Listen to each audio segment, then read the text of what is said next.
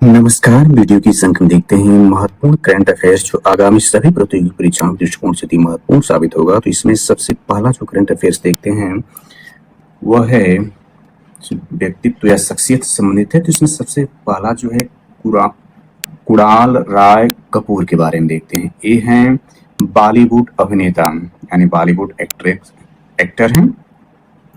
अप्रैल 2024 में bank of Baroda यानी BOB के साथ बैंकिंग धोखाधड़ी जागरूकता अभियान पहचान काम 3.0 यानी इंपॉर्टेंट है पहचान काम 3.0 यानी हैश पहचान काम 3 के लिए साझेदारी की।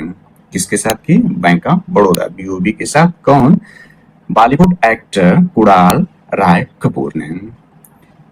उद्देश्य क्या इनका देखते हैं, यानी उद्देश्य इसमें क्या बनाया गया है। तो इस नए अभियान का उद्देश्य आर्टिफिशियल इंटेलिजेंस यानी एआई की मदद से होने वाले डीप फेक स्कैम जैसी आधुनिक युग की धोखाधड़ी के बारे में जागरूकता बढ़ाना, यानी डीप फेक के बारे में जो आधुनिक आर्टिफिशियल इंटेलिजेंस है, डीप फेक है, तो इस पर जो है जागरूकता बढ़ाना है ग्राहकों के प्रति। अगला देखते हैं, अगला महत्वपूर्ण है अरेबियन ट्रेवल मार्ट 2024 आयोजित, यानी अरेबियन ट्रेवल मार्ट 2024 आयोजित किया गया। कब? 6 से 9 मई 2024 के मध्य। कहां पर? यूनाइटेड अरब अमीरात के दुबई में। और देखते हैं आयोजन मध्य पूर्व के पर्यटन बाजार में भारत की उपस्थिति को मजबूत करने की दिशा में एक महत्वपूर्ण कदम है। इसमें भारत सरकार के पर्यटन मंत्रालय ने भाग लिया। यानी इंपॉर्टेंट है कि अरेबियन ट्रेवल मार्ट 2024 आयोजन जिसका दुबई यानी यूएई की दुबई में किया गया 6 से 9 मई 2024, इसमें जो है भारत सरकार के पर्यटन मंत्रालय ने भाग लिया। इस दौरान पर्यटन मंत्रालय ने cool summers of India, important है, कूल समर्स ऑफ इंडिया अभियान की शुरुआत की। ये पूछा जाता है कूल समर्स ऑफ इंडिया अभियान किसने शुरू किया है? तो पर्यटन मंत्रालय ने शुरू किया। कब किया था? अरेबियन ट्रेवल मार्ट 2024 के आयोजन में, जिसका आयोजन दुबई यूएई में किया गया था। ये डिजिटल अभियान गर्मी के मौसम में यात्रा की दृष्टि से भारत के बेहद गर्म होने की धारणा को चुनौती देता है और इसमें हिमालय सहित विभिन्न पहाड़ी रिसॉर्ट से संबंधित पेशकश पर जोर दिया है। यानी जैसे इसमें ये बताया गया है कि मौसम की यात्रा, यानी जो टूरिस्ट भारत में आते हैं गर्मी के मौसम में यहाँ पर नहीं आते हैं, बल्कि इनको एक तरह से धारणा बनी हुई है कि यहाँ अत्यधिक गर्मी होती है। इसको चुनौती दी गई कि भारत विविधता में एकता का देश है और यहाँ पर विभिन्न जलवायु के रूप में, यानी भारत को देखें तो अपने आप में यह एक विश्व है, क्योंकि यहाँ पर कहीं पर बारिश होती है, कहीं पर गर्मी है, कहीं पर ठंडा है, कहीं पर बर्फ पड़ती है। उत्तर में देखें हम तो जम्मू कश्मीर, हिमाचल प्रदेश और उत्तराखंड से लेते हुए सिक्किम और जो पूर्वोत्तर भारत के राज्य हैं, ये सब पर्यटन की दृष्टि से महत्वपूर्ण है और यहाँ पर जो है ठंड रहती है। और इसके बाद दक्षिण भारत के राज्यों में देखें तो वहाँ मौसम सम बना रहता है और तटीय राज्यों के बारे में देखें जैसे कि महाराष्ट्र की मुंबई इत्यादि इलाके हैं, यहाँ पर मौसम हमेशा शुष्क और नम बना रहता है और यानी मौसम हमेशा अनुकूल रहता है, ज्यादा गर्मी या ज्यादा ठंडा की यहाँ पर नहीं स्थिति बनती है। तो इस प्रकार देखें तो इस धारणा को चुनौती देता है कि यहाँ पर यानी गर्मी के मौसम में यात्रा जो होती है वो बहुत गर्म होती है, ऐसा नहीं है। इस चीज को खंडन करता है यह कूल समर्स ऑफ इंडिया अभियान जो कि पर्यटन मंत्रालय द्वारा किया गया। इस अभियान का लक्ष्य पूरे वर्ष भारत को एक समग्र गंतव्य के रूप में बढ़ावा देना है। यानी इसमें यह है कि पूरे वर्ष यानी 365 दिन या 366 दिन, जैसा कि लीप ईयर इस साल 366 दिन का है। इस वर्ष जो फरवरी थी 29 दिनों की थी, क्योंकि लीप ईयर है 2024 जो है 4 से विभाजित है, तो इस साथ लीप ईयर है। तो यह कह रहा है कि इस अभियान के लक्ष्य जो है पूरे वर्ष, यानी पूरे वर्ष जो है भारत को एक समग्र गंतव्य के रूप में, यानी पूरे वर्ष में जो है पूरे वर्ष के 12 महीना में जो है यहाँ यात्रा की जा सकती है। यहाँ पर जो है भीषण गर्मी यानी गर्मी के मौसम में भीषण गर्मी जैसी कोई बात नहीं है, यहाँ पर यात्रा पर्यटन के दृष्टिकोण से किया जा सकता है। यह जो अभियान कूल समर्स ऑफ इंडिया अभियान की शुरुआत की पर्यटन मंत्रालय ने, इसका यह उद्देश्य रखा गया। अगला देखते हैं, तो अगला यह बनता है अंतर्राष्ट्रीय मिडवाइफ दिवस 2024। इसको देखते हैं तो 5 मई 2024 को मनाया गया। मुख्य विषय यानी थीम क्या थी? भावी दाइयों के कौशल को सुदृढ़ करना। दाइयों मीन्स मिडवाइफ यानी भावी यानी नेक्स्ट जनरेशन की जो मिडवाइफ हैं, दाइयां हैं, उनके कौशल को सुदृढ़ करना इसकी थीम रखी गई थी। उद्देश्य देख लेते हैं। मिडवाइफ यानी दाइयों के कार्यों को मान्यता देने और माताओं और उनके नवजात शिशुओं को प्रदान की जाने वाली आवश्यकता एवं देखभाल के लिए जागरूक करना। गौरतलब है कि WHO यानी वर्ल्ड हेल्थ ऑर्गेनाइजेशन ने वर्ष 2020 को फ्लोरेंस नाइटिंगेल की 200वीं जयंती के उपलक्ष्य में year of nurse and midwife के रूप में घोषित किया था WHO ने, जो है 2020 यानी आज से 4 साल को देखें तो यह फ्लोरेंस नाइटिंगेल की 200वीं जयंती के उपलक्ष्य में जो है year of nurse and midwife को घोषित किया था 2020 को। इसके बाद अगला देखते हैं तो विश्व अस्थमा दिवस 2024 के बारे में देख लेते हैं। प्रतिवर्ष 7 मई 2024 को मनाया जाता है, यानी प्रतिवर्ष 7 मई को मनाया जाता है। यह दिवस प्रतिवर्ष मई माह के प्रथम मंगलवार है, यानी 7 मई फिक्स नहीं है, बल्कि जो है यह दिवस प्रतिवर्ष मई माह के जो प्रथम मंगलवार पड़ेगा, मई में जो पहला मंगलवार पड़ेगा उस दिन मनाया जाता है। इस बार जो मई माह में प्रथम मंगलवार 7 मई को पड़ा था, इस दृष्टिकोण से जो है 7 मई को मनाया गया। मुख्य विषय अस्थमा एजुकेशन एम्पावर्स, उद्देश्य अस्थमा के रोगियों को अस्थमा नियंत्रण रखने हेतु जागरूक करना। वर्ष 1988 में इस दिवस मनाने की शुरुआत की गई थी। अस्थमा के बारे में देख लेते हैं, अस्थमा है क्या। अस्थमा जो है यह एक प्रमुख गैर संचारी रोगों में से एक है, यानी यह जो गैर संचारी रोग है अर्थात संक्रमण से नहीं फैलता है, यह बगैर संक्रमण के होने वाला रोग है। यह बच्चों में सबसे सामान्य चिरकालिक रोग भी है। यह 260 मिलियन से अधिक लोगों को प्रभावित करता है। यह विश्व भर में प्रतिवर्ष देखें तो 4,50,000 से अधिक यानी 4.5 लाख से अधिक मौतों के लिए जिम्मेदार है, जिनमें से अधिकांश को रोका जा सकता है। इनमें से जो है अधिकांश को रोका जा सकता है, जो 4.5 लाख मौतें होती है उसमें से अधिकांश को रोका जा सकता है। अगला इसमें महत्वपूर्ण जो नियुक्ति है उसके बारे में देख लेते हैं। तो यह नौसेना यानी भारतीय नौसेना में जो वाइस एडमिरल और एडमिरल नियुक्ति है उसके बारे में देखते हैं। देश के अगले नौसेना अध्यक्ष को देख लेते हैं कौन बने। 18 मई 2024 को इनकी नियुक्ति की गई और ये 18 अप्रैल 2024 को इनको नियुक्ति की गई भारत सरकार द्वारा और 30 अप्रैल 2024 को उन्होंने पदभार ग्रहण कर लिया। इनका नाम देखें तो वाइस एडमिरल दिनेश की त्रिपाठी हैं। स्थान किसका लेंगे, एडमिरल आर हरि कुमार का। और इसी में ऐड कर लेते हैं तो भारतीय नौसेना के नए उप प्रमुख बनाए गए, यानी प्रमुख तो बनाए गए वाइस एडमिरल दिनेश की त्रिपाठी और उप प्रमुख जो है वाइस एडमिरल कृष्णा स्वामीनाथन को बनाया गया और 1 मई 2024 को उन्होंने पदभार ग्रहण किया। यानी इनके एक दिन बाद यानी 30 अप्रैल 2024 को उन्होंने पदभार ग्रहण किया और 1 मई 2024 को जो उप प्रमुख थे इन्होंने पदभार ग्रहण किया। अगले महत्वपूर्ण करंट अफेयर्स क्वेश्चन कवर करते हैं। तो स्वदेश तकनीकी से निर्मित क्रूज मिसाइल का सफल परीक्षण किया गया कब, 18 अप्रैल 2024 को उड़ीसा के तट पर एकीकृत परीक्षण रेंज से किया गया। रेंज ITR चांदीपुर से किया गया। कौन किया, DRDO द्वारा किया गया। भारतीय वायुसेना के Su-30 MKI विमान द्वारा मिसाइल की उड़ान पर भी नजर रखी गई थी इसमें। अगला महत्वपूर्ण करंट अफेयर्स देखते हैं। तो यह बनता है 26वीं आसियान भारत वरिष्ठ अधिकारी बैठक 2024 कब हुई, 2 से 3 मई 2024 को कहां पर, नई दिल्ली, भारत की राजधानी नई दिल्ली में हुई। पूर्वी मामलों के सचिव जयदीप मजूमदार ने सिंगापुर के विदेश मंत्रालय में अस्थायी सचिव एल्बर्ट चुआ के साथ बैठक की सदस्यता की। आसियान भारत संवाद संबोधों के लिए सिंगापुर भारत का समन्वयक देश है। आसियान के सभी सदस्य देशों और आसियान पर्यवेक्षक का दर्जा प्राप्त तिमोर लेस्ते की वरिष्ठ अधिकारियों और प्रतिनिधियों ने बैठक में भाग लिया। बैठक के दौरान राजनीतिक, सुरक्षा, आर्थिक और सामाजिक सांस्कृतिक क्षेत्र में आसियान भारत संबंधों के बारे में समीक्षा की गई।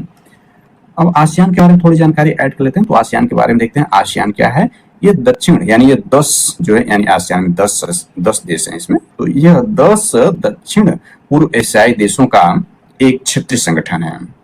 स्थापना 1967 में की गई थी। मुख्यालय या इसका सचिवालय देखें तो जकार्ता यानी इंडोनेशिया की राजधानी जकार्ता में है। आदर्श वाक्य इसका क्या है, 1 विजन 1 आइडेंटिटी 1 कम्युनिटी इसका आदर्श वाक्य है। आसियान दिवस जो प्रतिवर्ष 8 अगस्त को मनाया जाता है।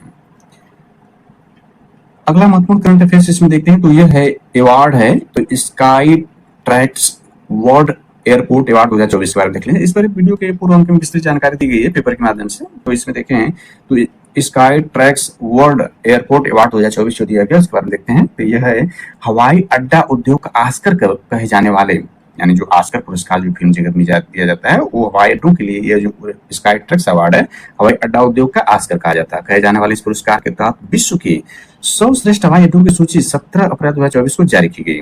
विश्व का सर्वश्रेष्ठ हवाई अड्डा देखें तो हमाद अंतर्राष्ट्रीय हवाई अड्डा जो कतर के दोहा में स्थित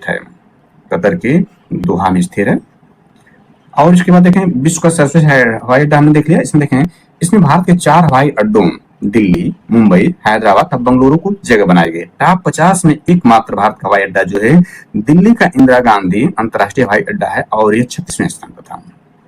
यानी देखें तो टॉप 100 में भारत के 4 हवाई अड्डों ने जगह बनाई और टॉप 50 में एकमात्र जो है हवाई अड्डा इंदिरा गांधी अंतर्राष्ट्रीय हवाई अड्डा बनाया। अगला देखते हैं तो रूस द्वारा अंगारा A5 रॉकेट का सफल प्रक्षेपण किया गया। कब? 11 अप्रैल 2024 को। लॉन्चिंग स्थल कहां पर? सुदूर पूर्व में बोस्टोनो कोस्मोड्रोन से किया गया। क्या है अंगारा A5? देख लेते हैं। 3 चरणों वाला अंतरिक्ष रॉकेट। इस 3 चरणों वाला अंतरिक्ष रॉकेट है। वजन लगभग 773 टन है। क्षमता लगभग 24.5 टन है। अंतरिक्ष में ले जाने में सक्षम है। लंबाई 54.5 मीटर या 118.81 फुट है। उद्देश्य प्रोटॉन एम लॉन्च वाहनों को प्रस्थापित करना। इसका उद्देश्य विशेषता पर्यावरण के अनुकूल रॉकेट अर्थात प्रदूषणकारी ईंधन घटकों का उपयोग नहीं किया जाता है इसमें। अगला देखें तो उल्लेखनीय कि रूस के अंगारा A5 रॉकेट का 4th और सफल परीक्षण किया गया। वर्ष 1991 में सोवियत संघ के विघटन के बाद, यानी देखें तो 1991 से पूर्व विश्व में 2 महाशक्तियां थी। एक यूएसए यानी यूनाइटेड स्टेट ऑफ अमेरिका जो कि अभी भी है, और यूएसएसआर था यानी सोवियत संघ था, लेकिन इसका 1991 में विघटन हो गया। तो इसी के बारे में बताया जाए तो यानी वर्ष 1991 में सोवियत संघ के विघटन के बाद रूस द्वारा अंगारा परियोजना प्रारंभ की गई थी। रूस द्वारा अंगारा A5 की प्रथम परीक्षण उड़ान वर्ष 2014 में की गई थी और देखें ये 2024 में की गई है, यानी लगभग 10 साल बाद। अगला देखते हैं, ये भी साइंस और टेक से है। तो इसमें इसरो का है। इसरो द्वारा रॉकेट इंजनों के लिए हल्के CO2 यानी कार्बन डाइऑक्साइड नोजल विकसित। इसमें 15 अप्रैल 2024 को कहां पर? विक्रम साराभाई अंतरिक्ष केंद्र VSSR द्वारा पूर्ण किया गया। विशेषता क्या? रॉकेट की पेलोड क्षमता में वृद्धि होगी और इससे PSLV की पेलोड क्षमता 15 केजी तक बढ़ने का अनुमान है। यानी इस तकनीक द्वारा महत्व क्या? उन्नत सामग्रियों से निर्मित नोजल उच्च तापमान पर यांत्रिक गुणों को रखने में सक्षम होगा। ये इंपॉर्टेंट हो जाता है। इसरो द्वारा रॉकेट इंजनों के लिए हल्के CO2 नोजल विकसित किया गया। इसकी क्या विशेषता है? तो विशेषता हमने बता दिया और ये कब किया गया, कहां पर किया गया, ये सारी जानकारी इसमें है। अगला देखते हैं तो ये महत्वपूर्ण है। US जापान फिलीपींस त्रिपक्षीय शिखर सम्मेलन यानी United state of America Japan और फिलीपींस त्रिपक्षीय शिखर सम्मेलन कहां पर कब किया गया? 11 अप्रैल 2024 को। कहां पर? वाशिंगटन DC यानी वाशिंगटन डिस्ट्रिक्ट ऑफ कोलंबिया के व्हाइट हाउस USA में किया गया। प्रथम त्रिपक्षीय यानी प्रथम है इंपॉर्टेंट, इसमें 3 पक्ष हैं, यानी इसमें 3 देश शामिल हैं और ये प्रथम त्रिपक्षीय शिखर सम्मेलन अमेरिकी राष्ट्रपति जो बाइडेन की मेजबानी में की गई। जापान के PM किस्ता फूमियो, अमेरिकी राष्ट्रपति जो बिडेन और फिलीपींस के राष्ट्रपति फर्डिनेंड मार्कोस जूनियर की उपस्थिति में हुई। उद्देश्य समावेशी आर्थिक विकास और उभरती प्रौद्योगिकियों को बढ़ावा देने और शांति सुरक्षा को बढ़ावा देने के लिए सहयोग करना। 7 अप्रैल 2024 को फिलीपींस, जापान, USA और ऑस्ट्रेलिया समुद्री सेनाओं ने फिलीपींस के, ध्यान देना है कि 7 अप्रैल को, और 11 अप्रैल की बात है, 7 अप्रैल में क्या किया गया? 7 अप्रैल 2024 को फिलीपींस है, जापान है, USA इसकी त्रिपक्षीय समझौता तो किया गया, लेकिन इसमें ऑस्ट्रेलिया के साथ क्या हुआ? और ये ऑस्ट्रेलिया 4 देश जब मिले तो ऑस्ट्रेलिया की समुद्री सेनाओं ने फिलीपींस के विशेष आर्थिक क्षेत्र में समुद्री सहकारी गतिविधियों MCA नामक एक संयुक्त समुद्री अभ्यास किया। यानी ये 4 देश मिलकर क्या किए हैं? समुद्री सहकारी गतिविधि MCA नामक एक संयुक्त समुद्री अभ्यास किया। अगला महत्वपूर्ण देखते हैं आर्थिक संबंधित व्यापार और विकास रिपोर्ट अपडेट 2024 के बारे में देखते हैं। कब? ये 16 अप्रैल 2024 को किया गया। कौन किया? संयुक्त राष्ट्र व्यापार एवं विकास सम्मेलन UNCTAD द्वारा किया गया। इसमें देखते हैं ये क्या बताया गया। तो वैश्विक विकास दर, भारत के विकास दर, एशियाई विकास दर और अन्य प्रमुख देशों के विकास दर का इसमें अनुमान लगाया गया है। तो वैश्विक विकास दर को देखें तो यह 2.7% रहेगी 2023 में और 2.6% रहेगी 2024 में, अनुमान UNCTAD द्वारा किया गया है। भारत के विकास दर के बारे में देखें तो 2023 में 6.7% रहेगी और 2024 में 6.5% रहेगी। एशियाई विकास दर को देख ले हैं तो एशियाई विकास दर 2023 में 4.1% और 4% रह जाएगी 2024 में। इसके बाद देखते हैं अन्य प्रमुख देशों के विकास दर अनुमानित जो USA के देखें 2.4% 2024 के सारे 2024 के लिए। China 4.9%, Japan 1%, France 1.3%, Germany 0.9%, Russia 2.6%, United kingdom यानी ग्रेट ब्रिटेन 0.5% और ऑस्ट्रेलिया 1.4% का अनुमान व्यक्त किया गया है। UNCTAD के बारे में देख लें तो यानी संयुक्त राष्ट्र व्यापार एवं विकास सम्मेलन जो अंकटाक है, इस बारे में देखते हैं। तो स्थापना 1964, मुख्यालय जिनेवा स्विट्जरलैंड में, वर्तमान महासचिव रेबिका ग्रीन्सपैन है। अगला देखते हैं तो विषय आधारित QS वर्ल्ड यूनिवर्सिटी रैंकिंग। तो इसमें देखते हैं अप्रैल 2024 में किया गया, 55 विषय शामिल हैं। इसमें 5 व्यापक विषय क्षेत्रों को वर्गीकृत किया गया। 5 विषय कौन कौन से? कला एवं मानकी है, इंजीनियरिंग एंड टेक्नोलॉजी है, जीव विज्ञान में मेडिसिन है, प्राकृतिक विज्ञान है, इसके बाद सामाजिक विज्ञान एवं प्रबंधन है। तो ये 5 क्षेत्रों में देखें। कुल संस्थान कितने शामिल थे? 1559 है। इसके अनुसार कला एवं मानकी श्रेणी में 6 संस्थानों को देखते हैं। तो पहले स्थान पर हार्वर्ड है, दूसरे स्थान पर यूनिवर्सिटी ऑफ कैम्ब्रिज है, तीसरे स्थान पर ऑक्सफोर्ड है। इंजीनियरिंग एंड टेक में जो पहले स्थान पर MIT है, दूसरे स्थान पर स्टैनफोर्ड है। इसके बाद देखते हैं मेडिसिन, बायो मेडिसिन पहले स्थान पर हार्वर्ड है, दूसरे पर ऑक्सफोर्ड। और प्राकृतिक विज्ञान में पहले स्थान पर हार्वर्ड है, दूसरे पर MIT है। सामाजिक विज्ञान और प्रबंधन पहले स्थान पर हार्वर्ड है, दूसरे पर ऑक्सफोर्ड, तीसरे पर स्टैनफोर्ड है। अगला देखते हैं तो अगला महत्वपूर्ण करंट अफेयर से बनता है कि भारत अमेरिका कार्यकारी संचालन समूह की 27वीं बैठक आयोजित की गई अप्रैल 2024 में। इसको देखते हैं तो अमेरिकी सेना मुख्यालय हवाई में लेफ्टिनेंट जनरल TK आइज के नेतृत्व में भारतीय इसमें शामिल हुए और अमेरिकी सेना मुख्यालय में इसकी आयोजन किया गया, बैठक आयोजित की गई। इसके बाद देखते हैं तो सिविल सेवा दिवस 2024, यानी इसमें इंपॉर्टेंट है, भारत अमेरिका कार्यकारी संचालन समूह की 27वीं बैठक कब आयोजित अप्रैल 2024 में की गई। कहां पर? अमेरिकी सेना मुख्यालय हवाई में। और इसमें भारत की तरफ से जो लेफ्टिनेंट जनरल TK आइज ने इस नेतृत्व में भाग लिया। सिविल सेवा दिवस 2024 कब मनाया गया? 21 अप्रैल को मनाया जाता है। तो 21 अप्रैल 2024 को मनाया गया। भारत सरकार ने वर्ष 2006 से प्रतिवर्ष 21 अप्रैल को इस दिवस के रूप में मनाने का निर्णय लिया गया। क्यों मनाया जाता है इसके बारे में देख लेते हैं। उल्लेखनीय कि 21 अप्रैल 1947 को ही मेटकॉफ हाउस में प्रथम सिविल सेवा सत्र को संबोधित करते हुए देश के प्रथम गृह मंत्री सरदार वल्लभ भाई पटेल ने सिविल सेवकों को स्टील फ्रेम ऑफ इंडिया कहा था। इंपॉर्टेंट होता है कि किसने सिविल सेवकों को स्टील फ्रेम ऑफ इंडिया कहा था? तो देश के प्रथम गृह मंत्री सरदार वल्लभ भाई पटेल, लौह पुरुष इनको कहा जाता है, तो इन्होंने कहा था। अगला देखते हैं तो यह है छठा अंतर्राष्ट्रीय आपदा रोधी अवसंरचना के बारे में देख लेते हैं। तो यह है यानी छठा अंतर्राष्ट्रीय आपदा रोधी अवसंरचना ICDRI सम्मेलन 2024 के बारे में देखते हैं। 24 से 25 अप्रैल 2024 को कहां पर आयोजित किया गया? भारत मंडपम नई दिल्ली में। PM मोदी ने वर्चुअल माध्यम से इस सम्मेलन की संबोधित किया। मुख्य विषय देखते हैं, थीम इसकी क्या थी? Investing today for a more resilient tomorrow. ICDRI के बारे में देख लेते हैं कि यह क्या है। तो ये जो है यह 39 देशों और 7 संगठनों का एक वैश्विक गठबंधन है। इसकी स्थापना वर्ष 2019 में की गई थी। उद्देश्य आपदा मोचन इंफ्रास्ट्रक्चर को मजबूत बनाना है।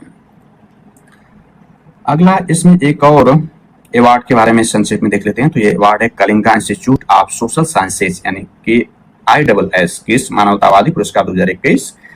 22 अप्रैल 2024 को प्रसिद्ध उद्योगपति एवं फिलेंथ्रोपिस्ट तथा टाटा संस के पूर्व अध्यक्ष रतन टाटा को प्रदान किया गया। यानी कलिंगा इंस्टीट्यूट ऑफ सोशल पुरस्कार किसको दिया गया? तो रतन टाटा जी को दिया गया।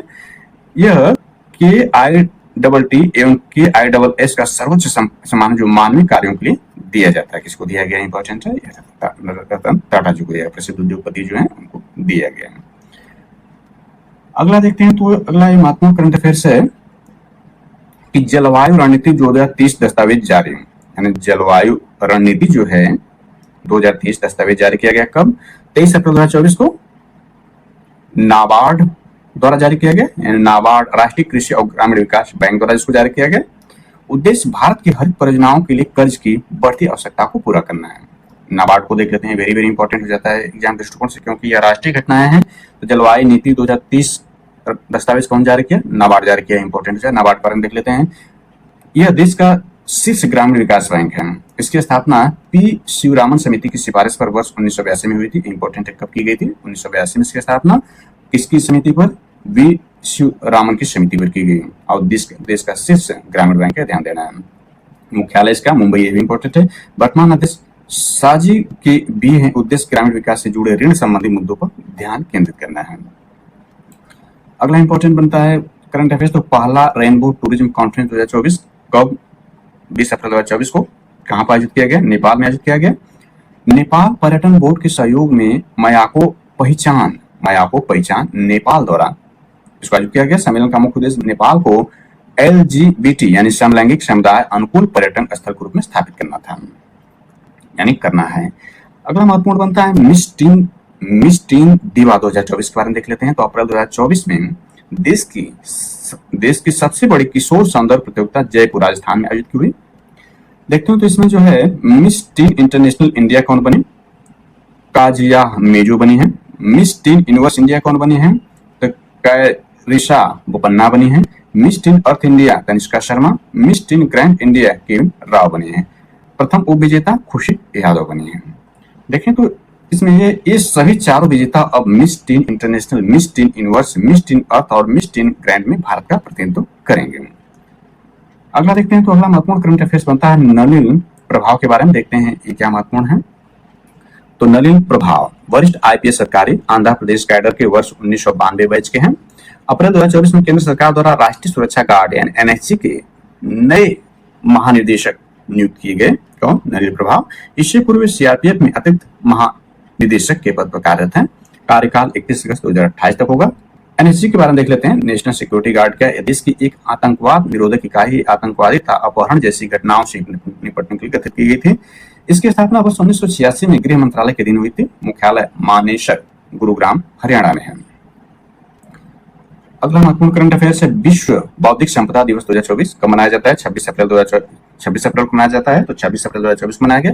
मुख्य विशेष क्या देखें तो मुख्य विशेष क्या है, आईपी एंड एसडीजी यानी sustainable development goal building our common future with innovation and creativity. उद्देश्य बौद्धिक संपदा के अधिकारों जिसमें पेटेंट, ट्रेडमार्क, औद्योगिक डिजाइन, कॉपीराइट इत्यादि के प्रति लोगों को जागरूक करना है। उल्लेखनीय है कि विश्व बौद्धिक संपदा संगठन यानी वीपो ने वर्ष WIPO ने वर्ष 2000 में प्रतिवर्ष 26 अप्रैल को इस दिवस को मनाने की घोषणा की थी। किसने की थी, वीपो यानी विश्व बौद्धिक संपदा ने किया था। वीपो के बारे में देख लेते हैं तो यह यूएनओ यानी यूनाइटेड नेशन के विशिष्ट एजेंसियों में से एक है। मुख्यालय जिनेवा स्विट्जरलैंड में है। स्थापना 14 जुलाई 1967 को की गई थी। अगला महत्वपूर्ण करंट अफेयर्स देखते हैं तो ITTF पुरुष और महिला विश्व कप 2024 के बारे में देखते हैं। यह टेबल टेनिस प्रतियोगिता है। 15 से 21 अप्रैल 2024 को आयोजन किया गया। कहां पर आयोजन स्थल इसका मकाओ चीन में किया गया। पुरुष एकल विजेता कौन है, मा लांग जो चीन के हैं। महिला एकल की विजेता सुन इंगशा ये भी चीन की हैं। और जानकारी इसमें थोड़ा ऐड कर लेते हैं तो देख लेते हैं यह कि विश्व मलेरिया दिवस कब मनाया जाता है। तो 25 अप्रैल को, ध्यान देना है 25 अप्रैल को जो विश्व मलेरिया दिवस मनाया जाता है। इसकी मुख्य विषय क्या थी इस बार, यानी 25 अप्रैल को विश्व मलेरिया दिवस मनाया जाता है। तो इस बार जो है 25 अप्रैल 2024 को जो विश्व मलेरिया दिवस मनाया जाए उसको मुख्य थीम क्या थी, अधिक न्याय संगत विश्व के लिए मलेरिया खिलाफ लड़ाई में तेजी लाना। उद्देश्य इसका देखते हैं तो लोगों को मलेरिया के प्रति जागरूक करना। पहली बार यह दिवस WHO द्वारा वर्ष 2008 मनाया गया था। भारत का लक्ष्य 2030 तक मलेरिया को उन्मूलन करना है, यानी भारत जो है 2030 तक मलेरिया को जो है समाप्त करने का लक्ष्य बनाया है। मलेरिया उन्मूलन हेतु राष्ट्रीय रणनीतिक योजना 2017 से 2022 तक तैयार की गई थी। संक्रमण देखें तो मलेरिया का जो संक्रमण होता है मादा एनोफिलीज मच्छर से होता है, यानी जो मादा एनोफिलीज मच्छर इससे इसका संक्रमण होता है, जो प्लाज्मोडियम नामक पैरासाइट को एक शरीर से दूसरे शरीर में ले जाता है। अगला इंपॉर्टेंट करंट अफेयर्स को कवर करते हैं तो यह बनता है सहयोगात्मक अनुसंधान और प्रशिक्षण के लिए समझौता। इसमें देखें सशस्त्र बल चिकित्सा सेवा यानी AFMS और IIT दिल्ली के मध्य 22 अप्रैल 2024 को समझौता हुआ। दायरे में शामिल कौन से हैं, नवीन चिकित्सा उपकरणों को विकसित करने के लिए अनुसंधान और नवाचार तथा विभिन्न इलाकों में सेवा संकुल संबंधित स्वास्थ्य मुद्दों को हल करने पर ध्यान केंद्रित करना। बनाया जाएगा इसमें फैकल्टी एक्सचेंज प्रोग्राम, संयुक्त शैक्षणिक गतिविधियों और संयुक्त सेवाएं इसमें शामिल रहेंगे। अगला देखते हैं तो युगांडा क्रिकेट टीम के नए मुख्य कोच बनाए गए। कौन, अभय शर्मा, पूर्व भारतीय प्रथम श्रेणी क्रिकेटर ये हैं। घोषणा 23 अप्रैल 2024 को, अवधि 3 साल के लिए होगी यानी 2027 तक। घोषणाकर्ता युगांडा क्रिकेट एसोसिएशन द्वारा किया गया। अभय शर्मा भारत की पुरुष और महिला टीम में फील्डिंग कोच के तौर पर काम कर चुके हैं। वर्ष 2016 में भारतीय टीम के जिम्बाब्वे दौरे पर फील्डिंग कोच थे। वर्ष 2021 में उन्हें भारतीय महिला क्रिकेट टीम का फील्डिंग कोच बनाया गया था। उन्होंने भारत A की अंडर-19 टीम के लिए भी फील्डिंग कोच के रूप में कार्य किया है। कौन, अभय शर्मा। अगला महत्वपूर्ण देखते हैं इसमें युगांडा के, चूंकि युगांडा क्रिकेट टीम के नए मुख्य कोच कौन बनाएंगे, अभय शर्मा। युगांडा के बारे में देख लेते हैं तो युगांडा जो है तो यह जो एक अफ्रीकन देश युगांडा है, यानी इसकी राजधानी देखें तो इसकी राजधानी जो युगांडा की है वो कंपाला है और इसकी मुद्रा शिलिंग है। यानी एक अफ्रीकी देश युगांडा है, इसकी राजधानी कंपाला है। इसी से मिलता जुलता एक रवांडा भी देश है, तो रवांडा की जो राजधानी वो किगाली है और मुद्रा फ्रैंक होती है। तो युगांडा क्या है, अफ्रीकी देश है, इसकी जो राजधानी कंपाला है, और रवांडा ये भी अफ्रीकी देश है, इसकी राजधानी किगाली है। मुद्रा हमने देख लिया, अलग अलग मुद्राएं दोनों की है। अगला देखते हैं तो महत्वपूर्ण करंट अफेयर्स ये बनता है VMW ओपन 2024 के बारे में देख लेते हैं। तो यह आपका जो है ATP सत्र 2024 की टेनिस प्रतियोगिता है। आयोजन 15 से 21 अप्रैल 2024 को किया गया। आयोजन स्थल कौन सा, म्यूनिक जर्मनी, यानी जर्मनी के म्यूनिक शहर में। पुरुष एकल विजेता जैन लेनाई है, जैन लेनाई स्टक जर्मनी के हैं। पुरुष युगल विजेता में यूकी भांवरी जो भारत के इंपॉर्टेंट ये बन जाता है, और एल्बानो ओलिवेट्री फ्रांस के हैं। क्योंकि इसमें भारतीय शामिल है यूपी भार में, इसलिए इंपॉर्टेंट हो जाता है। अगला महत्वपूर्ण करंट अफेयर्स से ये भी खेल संबंधित है। गुड़गांव ओपन 2024 के बारे में देख लेते हैं। तो PGTI सत्र 2024 की गोल्फ प्रतियोगिता है, 16 से 19 अप्रैल 2024 के मध्य हरियाणा के नूह में आयोजित की गई। विजेता एम धर्मा भारत के हैं। बांग्लादेश के MD अकबर हुसैन 5वें पोजीशन थे, यानी प्रथम 4 स्थान पर भारतीय थे। अगला देखते हैं तो इसमें मध्यम दूरी तक मार करने वाली बैलिस्टिक मिसाइल के नए संस्करण का सफल परीक्षण किया गया। कब, 23 अप्रैल 2024 को। कहां से, डॉक्टर APJ अब्दुल कलाम द्वीप उड़ीसा से। भारतीय सेना के सामरिक बल कमान द्वारा इसका किया गया। मिसाइल को DRDO द्वारा विकसित किया गया है। अगला महत्वपूर्ण करंट अफेयर्स देखें तो इसमें गीता सभरवाल है। गीता सभरवाल के बारे में देखें तो अप्रैल 2024 में UN महासचिव एंटोनियो गुटेरेस, यानी यूनाइटेड नेशन के जो महासचिव हैं एंटोनियो गुटेरेस द्वारा इंडोनेशिया में UN का, यानी संयुक्त राष्ट्र का रेजिडेंट समन्वयक नियुक्त किया गया। किसको, गीता सभरवाल को। इससे पूर्व यह मालदीव, श्रीलंका के लिए एशिया फाउंडेशन की उप प्रतिनिधि थी। उन्होंने थाईलैंड में UN रेजिडेंट समन्वयक और श्रीलंका में UN के शांति निर्माण और विकास सलाहकार के रूप में काम किया है। उन्हें सतत विकास लक्ष्यों यानी SDG सस्टेनेबल डेवलपमेंट गोल की दिशा में तेजी से काम करने के लिए डिजिटल प्रौद्योगिकी और डेटा का इस्तेमाल करते हुए जलवायु परिवर्तन, अस्थायी शांति, शासन और सामाजिक नीति के क्षेत्र में काम करने का लगभग 30 वर्षों का अनुभव है। अब इसमें आखिरी करंट अफेयर्स देखते हैं, वेरी वेरी इंपॉर्टेंट है। विश्व प्रतिरक्षण सप्ताह यानी वर्ल्ड इम्यूनाइजेशन वीक 2024 कब से है, कब से कब तक था, तो ये 24 से 30 अप्रैल 2024 के मध्य मनाया गया। मुख्य विषय थीम क्या थी इस बार, humanly possible immunisation for all. इस कार्यक्रम की शुरुआत यानी विश्व प्रतिरक्षण सप्ताह की शुरुआत जो 1974 प्रथम, यानी इस कार्यक्रम की शुरुआत पहली बार 1974 में शुरू हुआ था। इस साल 50 वर्ष पूरे होने का जश्न भी मनाया गया, यानी साल 2024 में जो है इसका 50 वर्ष मनाया गया। किसका, विश्व प्रतिरक्षण सप्ताह का, जो कि इस बार 24 से 30 अप्रैल 2024 को मनाया गया। इसके बाद एक और महत्वपूर्ण दिवस को देख लेते हैं, विश्व टीकाकरण दिवस। विश्व टीकाकरण दिवस प्रतिवर्ष 10 नवंबर को मनाया जाता है। तो इस तरह से यह महत्वपूर्ण करंट अफेयर्स रहा जो आगामी सभी प्रतियोगी परीक्षाओं के दृष्टिकोण से अति महत्वपूर्ण साबित होगा। तो इसका जो नेक्स्ट पार्ट होगा वो वीडियो के अगले पार्ट में देखेंगे। Thanks for watching this.